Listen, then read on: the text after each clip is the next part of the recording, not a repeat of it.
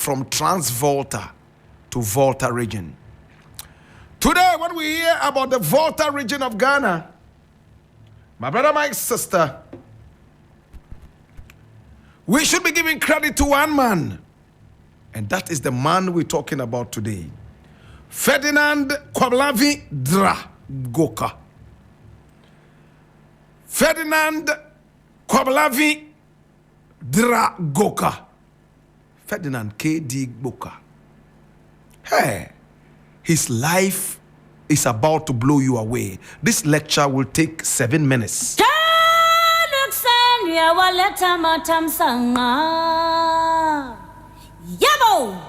I'm taking you all the way to Adidome, to a very small village, my brother, my sister, in the Adidome area where our hero was born, Mafi Amfoy.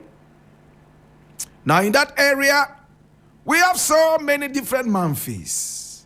We have Mafi Kumasi, Mafi Amfoy, and so on and so forth. My brother, my sister, Ferdinand Goka was born on the 7th of November in 1919, 10 solid years after Kwame Nkrumah was born. Oh my God. Listen to this interesting story.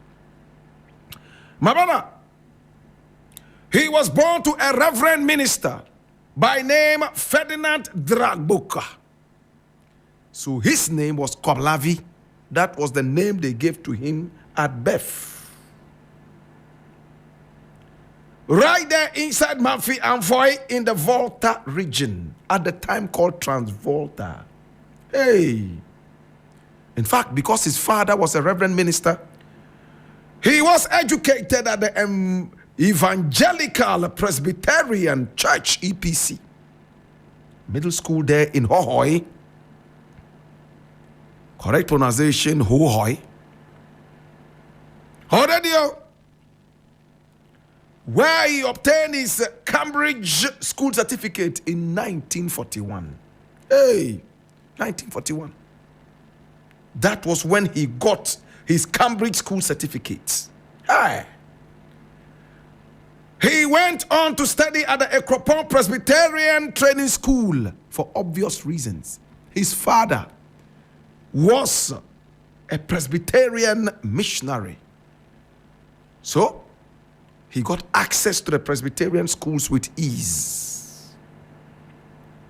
He was there until 1944, when he came out as a trained teacher.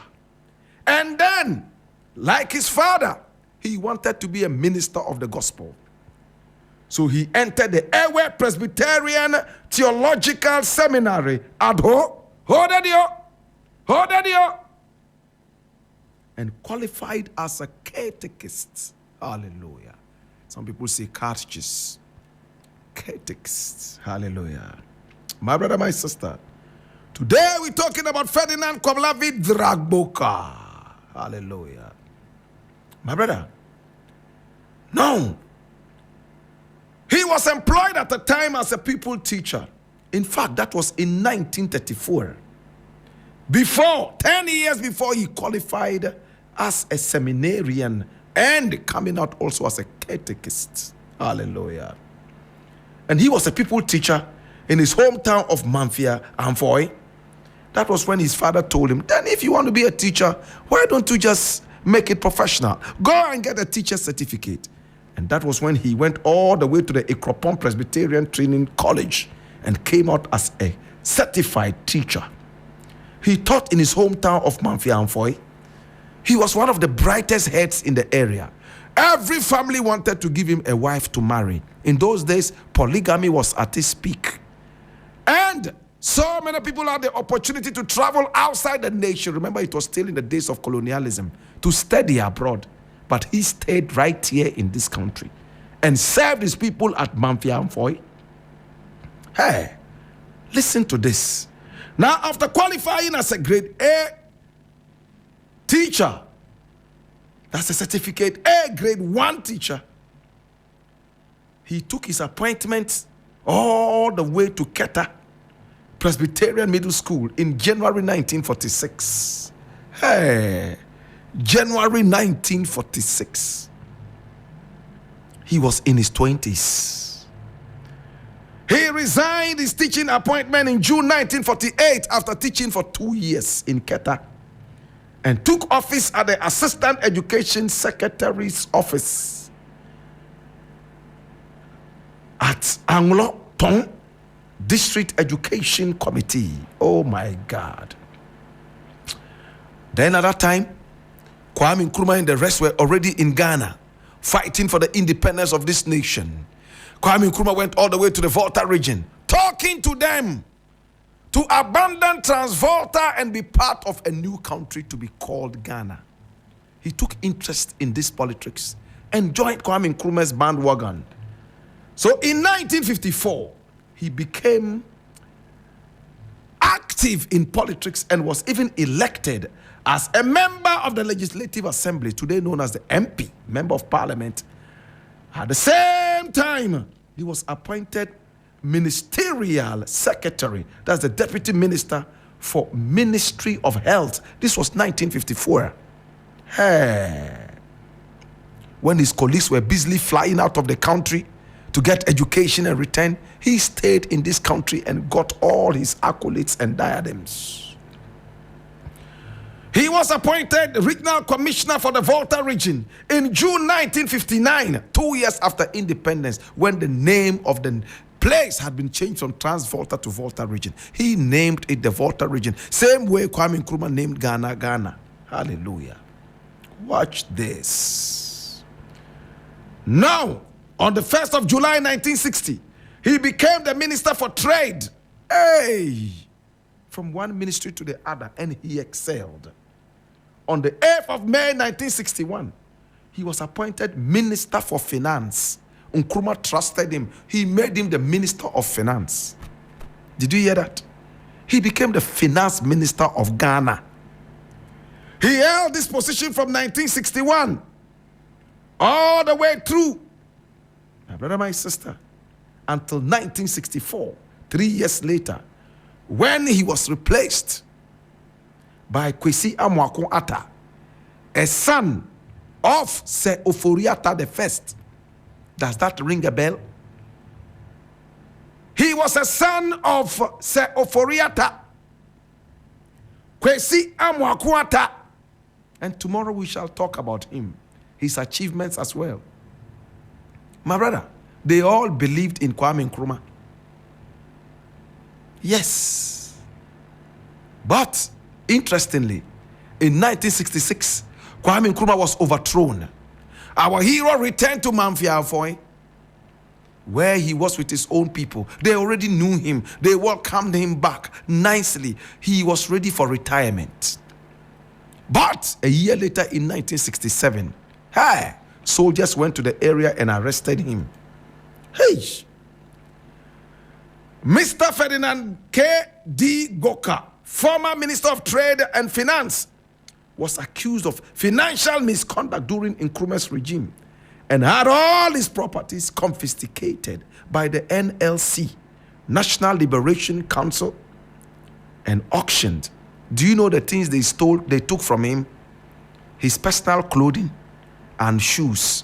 They went to the market with a bell. King, king, king, king, king, king, king, king. Muntobio, don't call me, don't call me. They sold his shoes and shirts. And electrical gadgets like TV and electric iron. Those were the things they got from a man who was a minister of state. In different ministries. They couldn't find a house. They couldn't find a fleet of cars except for one Benz. One. Just a year after Nkrumah's ouster. He was an honest man.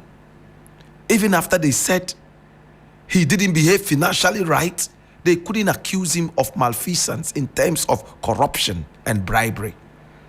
They seized his shoes, his clothing, his hat, 2 underwears, and 5 pairs of socks, 6 pairs of shoes they collected and went, don't call me, don't call me, don't call me, and sold all that. What an honest man.